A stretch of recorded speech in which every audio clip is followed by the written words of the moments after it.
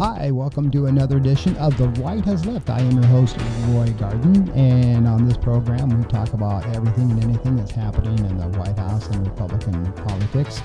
Sadly, on this particular podcast, our top story, of course, is going to be the assassination that occurred with Charlie Kirk. It's a sad thing, disgusting thing. No matter what we believe in this world today, everyone has a right to express their First Amendment rights. And as one person said long ago, I may not agree with what you say, but I'll stand to my death for your right to say it. And that is true in today's world. We have become more hostile and more violent just because we disagree with people's opinions. Like on this show, I may not agree with everything that the Trump White House does and the Republican Party does, because once Republican myself, I may use this podcast to express my opinions, but there is no place for violence in this world today, and it's extremely sad. Moving on, they have captured the alleged shooter who shot Kirk, and his name is Tyler Robertson, and he has been arrested. And it is understood that his father turned him into the local sheriff's office there. Tyler Robertson has, been the alleged shooter. And Tyler, if you want a little bit about his background, he is 22 years old, and he was not a student at the university where Kirk was holding one of his events. He was turned in by his father, as I just stated, who recognized his photo, and according to reports, Tyler said he did the shooting. Now, Utah state records show Robertson is registered to vote, but he is not, I repeat, he is not affiliated with any political party, although Trump said this was an action of the radical left. Tyler did not vote in the last two elections. Robertson's parents, who have been married for about 22 years, own a granite countertop business. They are registered Republicans, and he has two younger brothers. Moving on now, let's talk a little bit about Charlie Kirk. Charlie Kirk is a Trump loyalist that was a conservative activist with the Turning Point USA. Turning Point USA is an American nonprofit organization that advocates for conservative politics on high school, college, and university campuses. It was founded in 2012 by Charlie Kirk and Bill Montgomery. They have affiliate groups including Turning Point Endowment, Turning Point Action, and Faith, and has been described as the fastest growing organization, and according to the Chronicle of Higher Education, is the dynamic force in campus conservatism. They have a huge audience. In fact, like I said, he has Trump's ear. Charlie Kirk is one of the biggest conservative influences in the U.S. today. To call him a firebrand would be somewhat understanding the case. He's a staunch Trump loyalist who built a huge audience through his Turning Point organization, which has a presence of hundreds of college campuses across the country. Kirk and his band of young conservatives fled the zone through social media. That's how they do it, podcasts. And he has a huge ability, of course, to draw crowds, which led him to a key role in Donald Trump's MAGA movement. Turning Point poured money and people into swing elections. He is, like I said, he just is a huge firebrand. He's going to be a huge loss to the Republican Party. It's sad what happened. Like I said, I don't condone it at all, any type of violence. And it's just flat sad what happened. I guess I need to talk a bit about this situation because, we do have commentary here. First and foremost, a tragic, sad situation that this young man did what he did. There's no room for it. There's no room for any kind of violence. When you want to have a discussion with people who may not agree with you, you do it in a civil manner. Charlie Kirk's Turning Point organization is my opinion. When I was with the Republican Party, I belonged to the Young Republicans, which basically did the same thing. We spoke about conservatism to young people, and I think this is kind of like of a more dynamic outreach branch of what the Young Republican organization did and used to do. And I don't know if the Young Republicans are still around, but I think Kirk took it one notch further. Now, it's no secret that Charlie Kirk's brand of how he talked about things was controversial. He said a lot of things that I myself do not agree with. And for this young man, Tyler Robertson, just, to assassinate him because he didn't agree with them, there's just no room for that. Everybody has their First Amendment rights. And my heart goes out to, the family.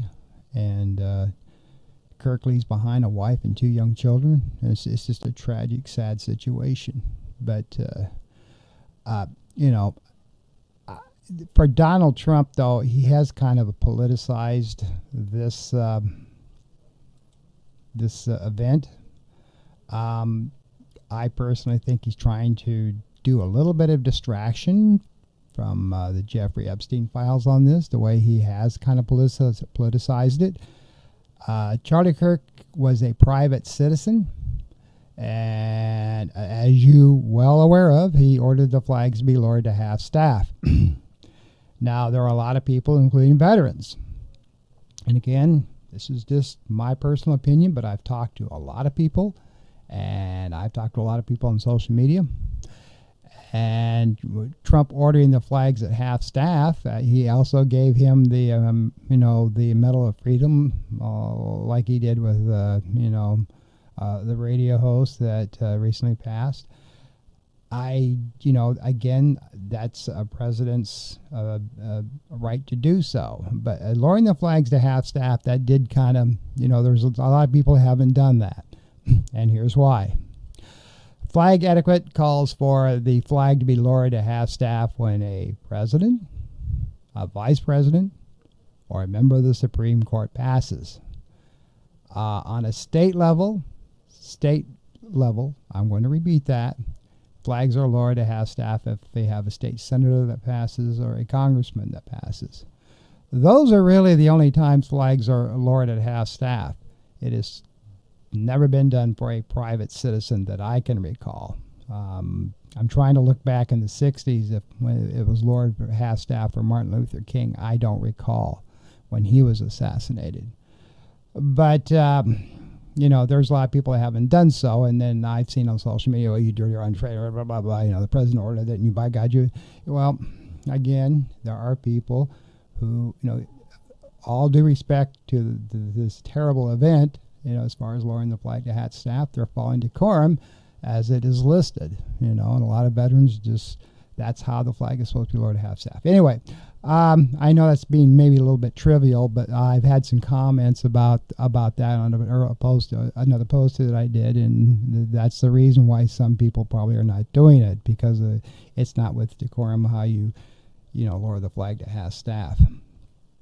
Now, moving on to another comment about Trump calling this gentleman a radical, Democratic leftist and blah, blah, blah, which he was an independent. As you said, he hadn't voted in anything. Well, let's talk about that just a little bit. So, take a look at this. Now, these are Republicans who, also carried out assassinations or assassination attempts. So it isn't all left-wing radical, Democrats that have, gone after people. And this young man was an independent. So I just wanted you to see that, because I'm trying to clear the air here a little bit. I understand the hard feelings, and this was a terrible, terrible event that happened. But we also need to use critical thinking skills when we talk about this. And as you can see, the man who tried to kidnap Nancy Pelosi and assault her husband was a Trump supporter. The man who targeted and killed the son of Obama-appointed district judge, Esther Salas, was a Trump supporter. The man who wanted to hang Mike Pence on January 6th were Trump supporters. The man who targeted the home of Democratic Governor Josh Shapiro was a Trump supporter. So, it goes on and on and on. So, please, when you see this kind of stuff, use some critical thinking skills. And I know this is just terrible stuff, and I'm going to move on. But again, my heart goes out to the family, and I'm sure due justice is going to be brought to this young man. He did a very tragic, stupid, evil thing, and he deserves everything that he's going to get. Sadly, so please, use civil tongue. And if you don't agree with somebody, and have a serious critical thinking skills discussion. Violence, there's no place in this world for that. And I know a lot of people, sometimes you got to use violence to get your point across, because all people understand. This is not the world we live in, folks. It is right now, obviously, but let's, by God's grace, try to change it. Okay? All right, let's move on. So there's another story that came up that is quite interesting, and that is the United States Navy SEALs Team 6. There's stuff going on here that I have to take a little moment here and find out what I want to find out. But here, let's talk about this for just a second and change the subject matter. United States SEAL Team 6 shot and killed several North Korean civilians during a botched mission in 2019 to plant a listening device in a nuclear-armed country of North Korea, reportedly approved by U.S. President Donald Trump. A leading U.S. news outlet reports. The New York Times, and I know Trump does not like the New York Times, but so be it. They reported this past Friday that the classified mission was carried out by the United States SEAL Team 6 during high-stakes diplomatic negotiations between Washington and Pyongyang in early 2019, Trump's presidency. What happened here is they got out there and was trying to put these listening devices out. And when they were doing that, in the dead of night with blackout communication, a series of errors led to civilians, several North Koreans reportedly diving for shellfish, inadvertently came across the United States Special Forces as they splashed ashore. The SEALs teams opened fire, killing all of those on board on a small fishing vessel. This is what the Times is reporting, without specifying the number of casualties. Officials familiar with the mission told the Times that the U.S. soldiers pulled the bodies into the water to hide them from the North Korean authorities. One source described how SEAL members punctured the boat crew's lungs with knives to make sure that their bodies would sink. The Times reported it gained knowledge of the botched mission through interviews with dozens of people, including civilian government officials, members of the first Trump administration, and current and former military personnel with knowledge of the mission also talked about this. So, and of course, Donald Trump says, I don't know anything about that. Well, that never happened. News to me.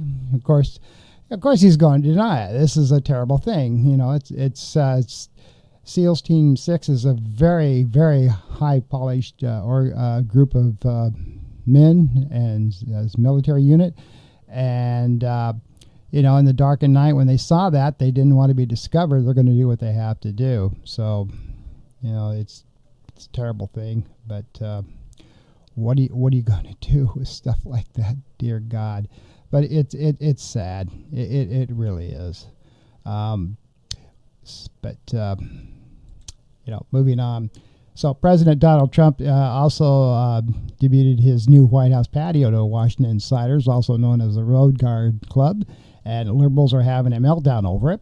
The Republican, Donald Trump, who's now 79, hosted a dinner on the newly paved patio on Friday evening, inviting only key senators, members of Congress, and people that can bring peace and success to him. So, he's pretty happy about that. So, when Donald Trump does something, people love it. So, he took the rose gardens, what he did, and he basically paved it over. Now, he said the roses were protected, which I'm sure they probably were, but these people that he invited, of course, are all the people that basically do whatever he says. When he says jump, they all say how high, and they vote strictly along party lines for the Republican Party. They don't even discuss anything. If he wants something done, they pass it and sign it on to legislation for him. And of course, as he stated, they can bring peace and success to our country. That's why they invited these key people. The president said to his guests, the menu for the elite evening revealed that members got to choose from a great, beautiful dinner, as you can see here. The menu for the elite evening revealed that they got to choose from garden salad, New York strip steak, thyme roasted chicken, some pasta pavia, and a fudge-filled 7-layer cake for dessert. And Trump rationalized a greenery to granite swap as a practical saying. Well-heeled women were going crazy, sinking to the lawn on very wet days. Neither the garden beds nor hundreds of roses were impacted by the project, so he says. It was funded by the Trust for the National Mall and private donors, according to Trust spokesperson, so your tax dollars did not pay for this. And it's designed to make the garden more event-friendly. The big picture, the decorator-in-chief is making his mark on the people's house, including a newly announced $200 million ballroom. So Trump's not done renovating the White House. And he's not the first president to do so. Let's be transparent here, or face backlash for his design choices. They attacked Theodore Roosevelt for clearing the plant-growing houses to create the West Wing, according to the White House Historical Association, a bipartisan entity which was established by Jackie Kennedy. Meanwhile, former President Truman's pricey, now iconic balcony was criticized for its frivolous in a post-war economy. It was also not the first Trump-era rose garden pruning either. First Lady Melania Trump unveiled a muted version, sans crabapple trees, in their first term. What they're saying is the south portico, the north portico, and the east wing, the west wing, and the Trump balcony all raised concerns at the time. And we have a clip here about President Trump when he was inaugurating this beautiful patio area. Watch this. I tell you what we did. The grass was not usable. Every time we'd have a press conference, women in particular were sinking deep into the mud. And at some point I said, it's time to make the change. We picked a great stone, and we have a great speaker system, I hope. I hope everybody hears us perfectly. But a lot of people are wondering why you're here tonight. And I'll tell you very simply why you're here, because you are the ones that I never had to call at 4 o'clock in the morning. You are the ones that have been my friend. And you know what I'm talking about. And you're smart and even brilliant people, but you would tell people, I don't speak to the president much because I always vote with the president. And Mike Johnson, who's going to go down as one of the great speakers of our time, or any other time. Mike, thank you very much. I said, Mike, I want to do something. I want to reward the people that have confidence in their president, have confidence in you, and vote for us. And that includes some of the senators that are here. We have senators, we have congressmen. This was originally going to be for Congress only. We're going to have the senators sometime, but a couple of the senators really wanted to be here. And I'm going to start off by one of them, who's a really good friend of mine, comes from a state where I was, I think, 77 out of 77 district or areas. I won them all 3 times. Ronald Reagan was second. He got 56. Is that right? I got 77 out of 77, and I did it 3 times. So I happen to love the state of Oklahoma. So it's they've got everything on here. They got yellow and white strip umbrellas from Trump's Mar-a-Lago area. He ruffled some feathers by paving over what was previously green space, as I mentioned, and so you've got a lot of stuff going on there that it's making some people upset. But the people that did come to that thing, like I said, they're all just basically very loyal Trump supporters, and it just goes on and on and on. So anyway, a judge on Tuesday night blocked President Donald Trump from firing Federal Reserve Governor Lisa Cook. A lawsuit challenging her removal does continue, so Lisa's still got her job. The public interest Federal Reserve independence weighs in favor of Cook's reinstatement. So says, Lisa Giacab. Lisa Giacab wrote in granting Cook a preliminary injunction barring her from termination. Cobb said that Cook has made a strong showing that her purported removal was done in violation of the Federal Reserve Act's for cause provision. Cobb wrote that the best reading of that provision is that legal cause for removing a federal governor on the board is limited to actions related to their behavior in office, for a cause that does not contemplate removing an individual purely for conduct that occurred before they began in office, Cobb wrote. The judge was referring to allegations of mortgage fraud by Cook that Trump cited for firing her. Now, Cook, who denies any wrongdoing, is the first black female federal governor. So that's what that was all about. News broke late Monday afternoon that members of the House Oversight Committee have received a batch of files from the estate of Jeffrey Epstein. Now, we're all fully aware about that. What's going on with Epstein.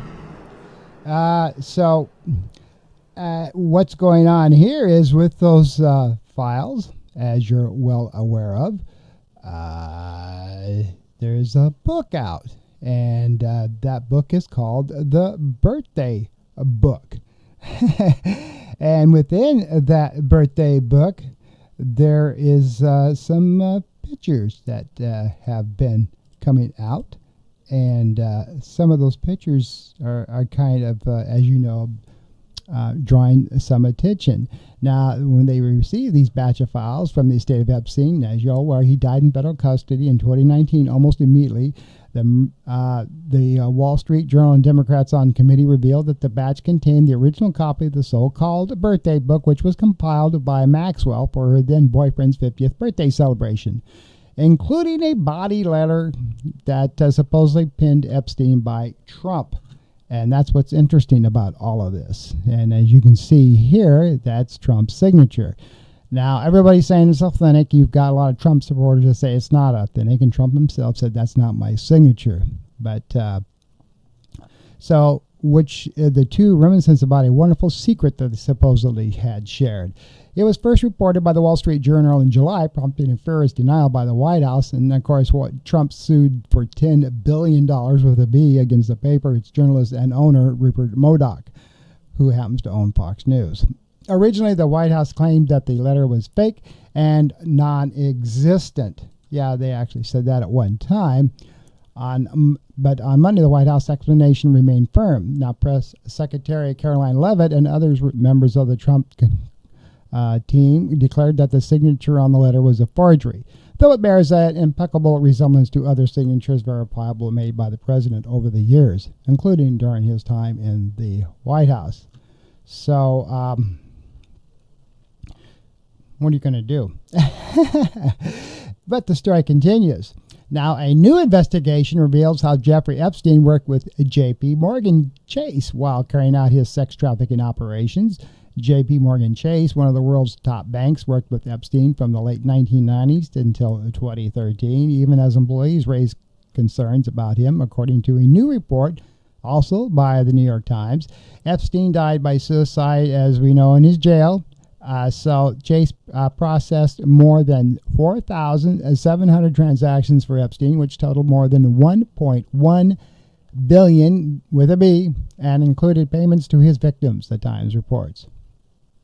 Now, it wasn't until 2019 that J.P. Morgan opened a internal investigation called Project Jeep and filed a report with the federal regulators, retroactively flagging these transactions as suspicious, according to the outlet. Now, Epstein was also regularly withdrawing tens of thousands of dollars in cash nearly every month, which have set off internal alarms, the Times reports. The bank also set up accounts for women who turned out to be Epstein's victims, according to the Times. J.P. Morgan spokesperson Joseph Evangeliste told the Times that the bank's relationship with Epstein was a mistake, and in hindsight, we regret it, but we did not help him commit heinous crimes. So, J.P. Morgan Chase is a huge bank, and so all the stuff with the Epstein files continues, including that drawing with Trump's signature, and it's going to be interesting to see what happens with all this stuff. But it just goes on and on and on and on and on, doesn't it? Yeah. Also, the news that's going on is President Donald Trump's rare outing at a local restaurant Tuesday night, this past Tuesday, got off to a rocky start when he came face to face with some protesters. Watch this clip.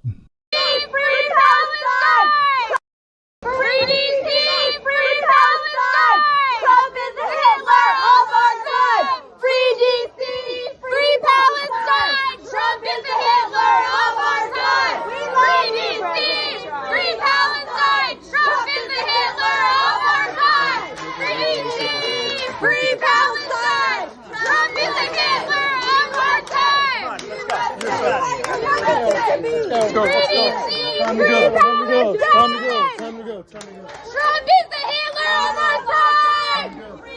Free Palestine!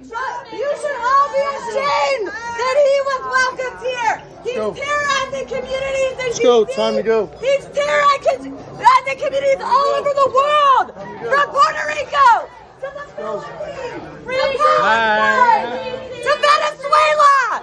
He is terrorizing communities. He is not welcome to DC. He's not welcome to Palestine. Palestine is not for sale. Free DC! Free Palestine! Now, Trump was accompanied by Vice President J.D. Vance, Secretary of State Marco Rubio, Defense Secretary Pete Hegseth, and other administration officials. They all arrived by motorcade at Joe's Seafood, Prime Steak and Stone Crab, less than a quarter mile away from the White House. Trump briefly spoke to reporters on the street outside the restaurant, where he was met with cheers and some chants of Free Palestine, of course. And once he was inside, as he was greeted restaurant patrons, a group of protesters holding Palestinian flags began chanting, "Free DC, Free Palestine." And Trump is a Hitler of our time. The activist group Code Pink claimed credit for the protests. They have a way of getting into things and, blending in with the crowd, and then they break out these protests. Now, as the videos you just seen there on his social media accounts, Trump is seen approaching the protesters before he stands in front of them, and then he smiles. He then gestures for them to leave, and they are escorted out of the restaurant as a protester says he's terrorizing communities in D.C., and the Secret Service got them out of there. Of course, a lot of these people that you saw there were literally embarrassed because they're like, why isn't the Secret Service doing their job? What happened there? And Trump just kind of smiled and went, okay. I don't know why these people were there. And so that's the main thing is, how did they get in there? Why didn't the Secret Service, screen the area before the president arrived and create this embarrassment? But, as far as I'm concerned, good for Code Pink for getting in there, because sometimes that's what you got to do. Again, this was a peaceful protest, no violence, but they have the right on their First Amendment right to protest no matter who's in there. So good for them. Let's move on. Chief Justice John Roberts is in the news. On Tuesday, he temporarily kept in place the Trump administration's decision to freeze nearly $5 billion for foreign aid. Roberts acted in the administration's emergency appeal to the Supreme Court in case involving billions of dollars in congressional-approved aid. Again, Congress approved all this money. President Donald Trump said last month that he would not spend the money, invoking disputed authority that was last used by another individual president. Basically 50 years ago was when this was last used, that he could, when you don't spend the money that Congress approves. So it's been that long. U.S. District Judge ruled that the Congressional would have to approve the decision to withhold the funding. Trump told House Speaker Mike Johnson in a letter on August 28th that he would not spend that $4.5 billion in Congressional-approved foreign aid, effectively cutting the budget without going through the legislative branch. He used what was known as what's called a pocket recession, as I was just mentioning to you. And that's when a president submits a request to Congress towards the end of a current budget year to not spend the approved money. The late notice means Congress cannot act on the request in the required 45-day window, and the money does go unspent. So we as a country have always been able to provide foreign aid to people like third world countries that do not have the resources like we do. That's part of what made our country great, is being able to help others. And of course, Trump believes in, us and nobody else. We'll take care of our own, which we're not even doing that anymore with the cutting of, food stamps and resources and HUD and, Title 19, we're not taking care of our own, but, what he's doing with this money, he's taking all these resources and just putting it into ICE and everything else so he can clean house with the people that he feels doesn't belong here. We're going back to this corporate example again. If work. If you can't work, that's too dang bad. If you're a senior, go out to the North 40 and slowly pass away. You're not worth anything to us. We want you to work for the rich, and if you can't do that, then you're no use to us. White privilege. So, he doesn't want to help any of these other countries either. So, off you go. Interesting to see what happens. Also in the news today, Kamala Harris.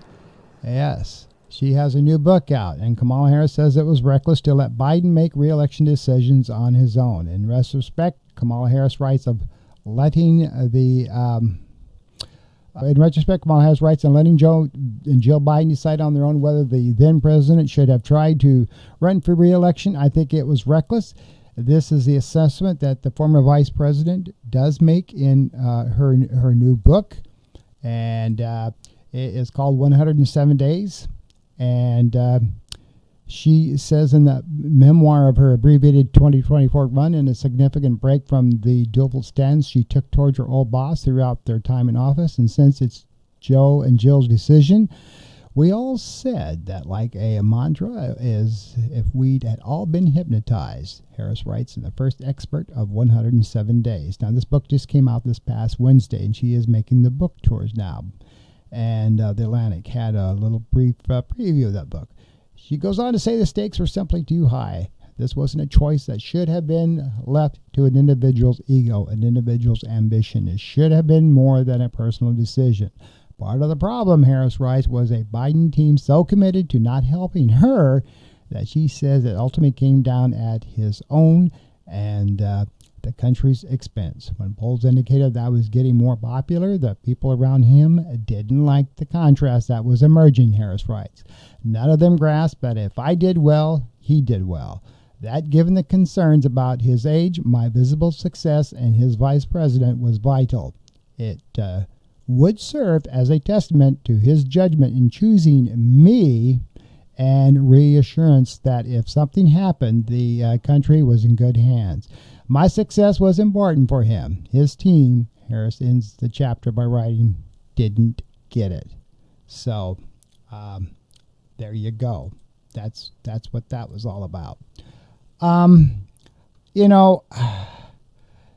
Either way, Harris lost. We all know that. But it's kind of interesting that some of the stuff now comes out and the dust has settled, and she's starting to talk about a little bit about how she personally feels, and of course that's going to sell books. Now, whether Harris is going to run in 2028, we still don't know. There's a good chance that she will, and also the governor of California is also becoming extremely popular. So we'll just have to wait and see what happens and see if Harris is going to throw her hat in the ring. Let's move on to Florida news as we wrap up this edition of The Right Has Left. The Florida Department of Education sent a letter to state educators Thursday warning them that if they will be held accountable for any despicable comments made online regarding Charlie Kirk's death. And yes, that did come out. And here's a copy of that letter that was made to Florida educators. And Florida Commissioner of Education, Assistius Camaros, I probably butchered that person's name. If I did, excuse me, wrote in a letter dated Thursday, September 11th, that some social media posts of the nature has been brought to his attention. Though he said the posts were not a reflection of the vast majority of Florida's educators. Nevertheless, I will be conducting an investigation of every educator who engages in this vile, sanctionable behavior, his letter stated.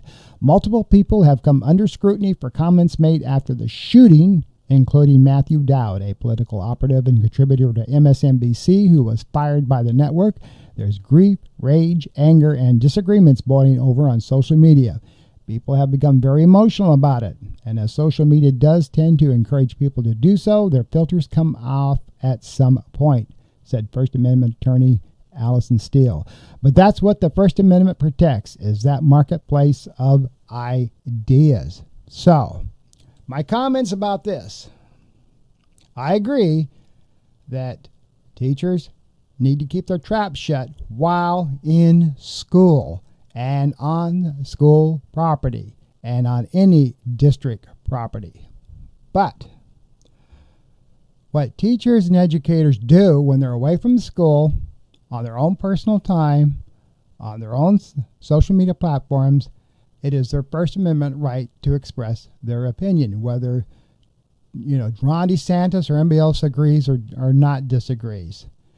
Trying to tell people how to think, walk, chat, steal, not steal, but when they're 24/7 as a teacher, and that's just wrong. I mean, they've already stripped them from the rights about diversity, equity, inclusion, DEI. They can't do that anymore. They're already telling them what they can teach and not teach as far as books, Martin Luther King and all that. They're taking that away from teachers. They all want them to become white privileged instructors and teach kids about everything except, don't talk about anything that is not dealing with white privilege. So now they're trying to tell them, don't express your opinion about this situation. Now, I agree, a person was killed here, and I understand that. They were assassinated. Terrible, terrible thing. But if they happen to mention that they didn't agree with Charlie Kirk's activism, and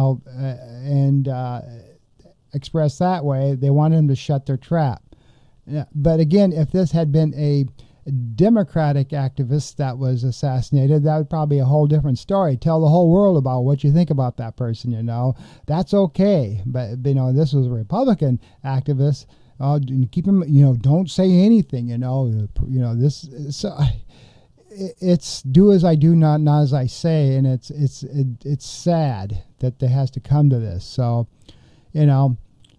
I've talked to some educators here in Indian River County where I do this podcast, and they have their opinions, but they're afraid of losing their job now. They're not going to say anything. So it's wrong. I understand not saying anything in the classroom and saying anything in front of your students. I get that, but when they're off the clock and they have a social media post and they're talking to their friends or somebody that may have a different opinion, and they press their opinion, to silence them and say you can't do that, that's wrong. That's their First Amendment rights to do so. And this guy, again, is just, a lot of these people are turning this thing into a political Republican conservative circus and not respecting, what happened here. They're starting to use politics again to bolster themselves off to create more MAGA support. And they're the ones, that's what's wrong there. So it's just freaking sad with how this all comes down here. So anyway, my last story is going to deal with this gentleman, and we'll wrap it up. Former Republican North Carolina Congressman Madison Cawthorn, that's what this picture you're looking at here, was arrested Wednesday on an out-of-county warrant for failing to show up in court. Now, Cawthorn was scheduled to appear in court for an arraignment in Collier County. He was cited by Naples police for driving without a valid driver's license on August 19th.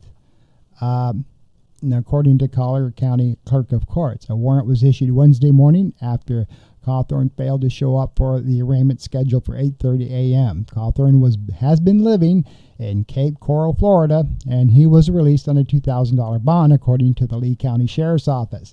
A statement was shared with Gulf Coast News from Cawthorn that former Congressman Madison Cawthorn was arrested earlier today for failure to appear. So there was a news story about this. This gentleman is, he was a former congressman in, as I mentioned, another state. He was going to run again here in Florida. He says, it was a misunderstanding. That's why I didn't appear in court. I screwed up. I'm sorry. And once he was processed, he was immediately released. According to Cawthorn, police knocked on his door and arrested him at his home after losing his election in 2022 in North Carolina. Cawthorn has been rumored to be running for Congress in Florida's District 19. Previously, Cawthorn was involved in a crash along Alligator Alley in Collier County in 2024, where the report stated he slammed into the back of a Florida State Trooper vehicle. So, whether this guy's political career is in jeopardy or where he's going to continue to run, we'll just have to wait and see. Anyway, that's my edition of this podcast. The Right Has Left. I'm Roy Garden, your host. This has been a terrible, sad week. I pray, I so hard pray that we can do better than this as human beings on this planet. You know, the violence has got to stop, no matter which party that you support. And I pray that it does. Until then, you try to have a good week. Take care.